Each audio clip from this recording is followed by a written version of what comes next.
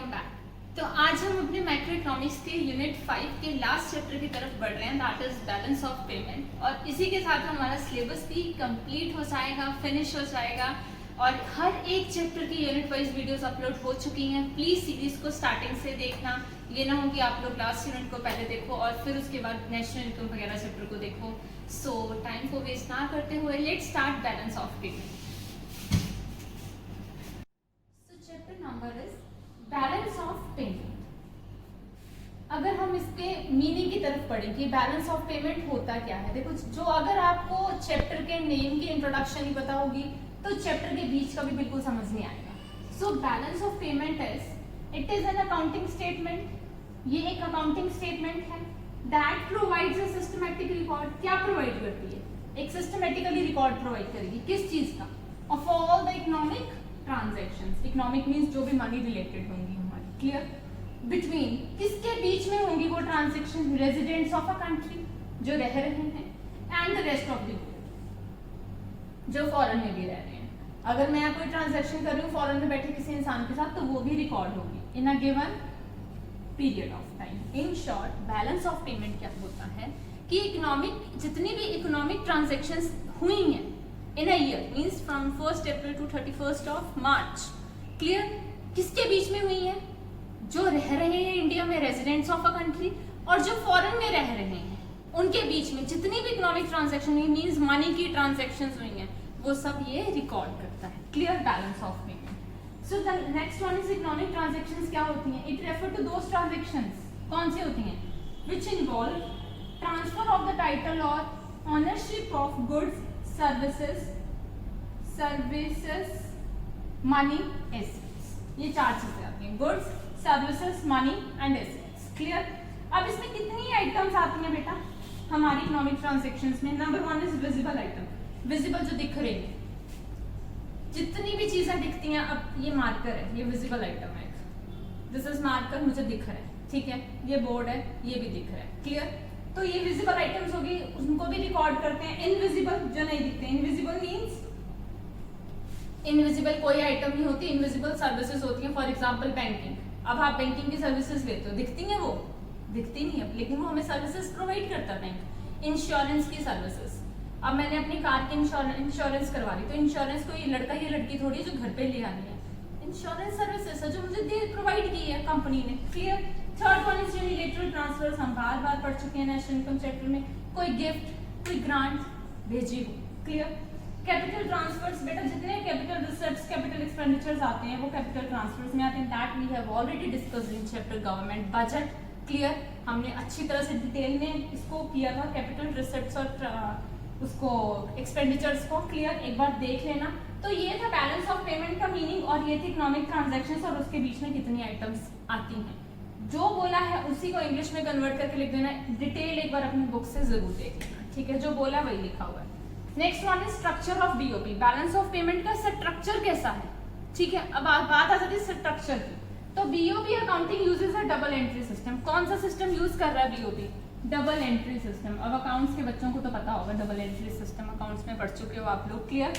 Double entry means credit side और debit side, ये use करता है। क्रेडिट साइड में हमारे जितने इनफ्लोज होते हैं वो हम रिकॉर्ड करते हैं और डेबिट साइड में जितने आउटफ्लोज होते हैं वो हम रिकॉर्ड करते हैं।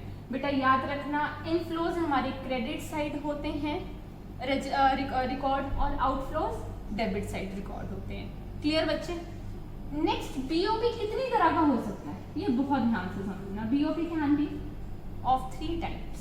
या तो बैलेंस्ड बीओपी होगा, balance of payment. Balanced means 2 तरीके से कह सकते हो, दैट इज आपके जितने एक्सपोर्ट्स हैं that is equal to imports. जितने एक्सपोर्ट्स हो रहे हैं उतने ही इम्पोर्ट्स हो रहे हैं। या फिर all receipts are equal to expenditure. जितने रिसिप्ट हैं उतने ही एक्सपेंडिचर है। Clear? Surplus BOP, receipts are greater than expenditure, कमाई ज्यादा हो रही है खर्चे से। Clear? Deficit BOP, receipts are less than expenditure, खर्चा ज्यादा कर रहे हैं, कमा कम रहे हैं। क्लियर? या फिर आप इसमें बोल सकते हैं exports are more than imports, export पैसा ज्यादा आ रहा है।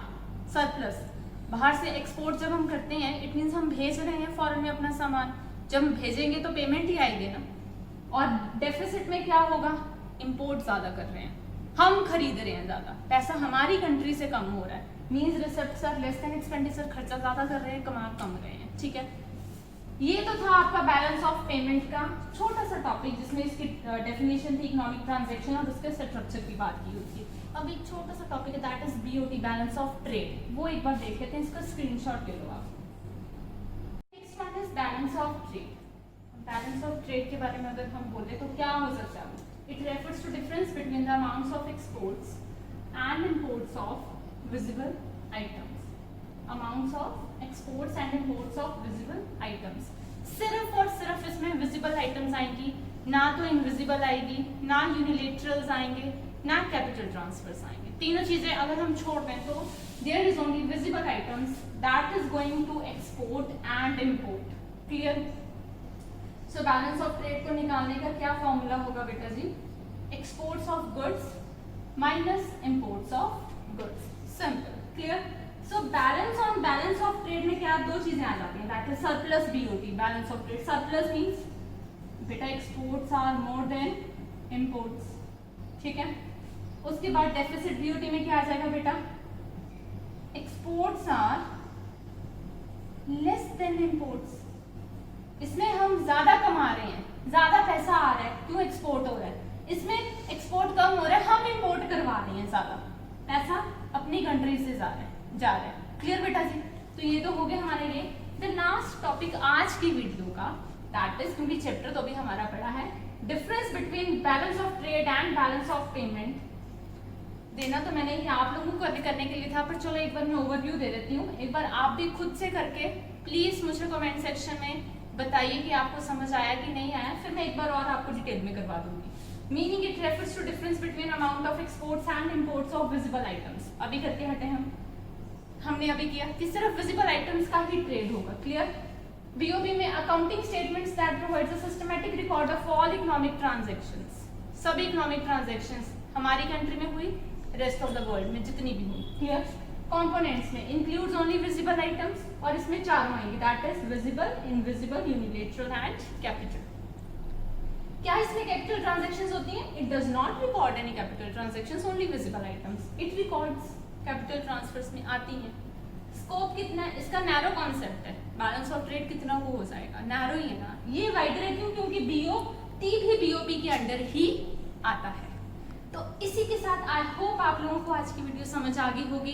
बेटा आप लोगों को कोई भी डाउट आता है, मैक्रो इकोनॉमिक्स अब हमारी फिनिश होने पे आ रही है, full complete units with complete explanations of each and every video आप लोगों ने देखी है। बेटा कोई भी वीडियो आपको लगती है थोड़ी सी भी समझ नहीं आई, I again give you the same explanation of the same video, comment section में बताइए। और जब अभी तक जिन्होंने चैनल को सब्सक्राइब नहीं किया है, सब्सक्राइब करो यार आप लोग, और प्लीज अपने फैमिली एंड फ्रेंड्स को भी बोलो कि डेली अपडेट्स के लिए आप लोग चैनल को सब्सक्राइब करो। और हमारी सीरीज जल्द आ रही है 1-2 दिनों के बीच में, मैक्रो इकोनॉमिक्स के सभी चैप्टर के ऑब्जेक्टिव टाइप क्वेश्चंस की, जो कि सिर्फ उन्हीं को पढ़ने से आपके MCQs कंप्लीट हो जाएंगे। Till then bye bye and take care.